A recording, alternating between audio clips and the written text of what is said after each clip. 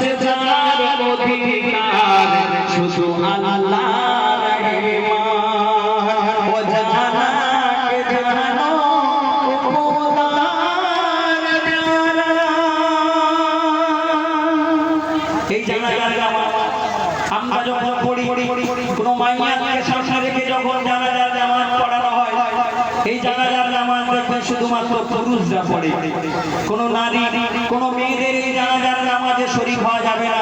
কিন্তু আমার নবীর যুগে কিংবা তার আগে জানাজার নামাজ পুরুষদের সঙ্গে মেয়েরাও পড়তে পারত।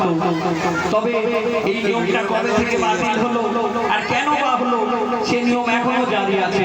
বলছে দেখো, ও নবীজির জামানায় নামাজ জানাজা নারীদের শরীরে প্রমাণ পাওয়া যায় কোথায়?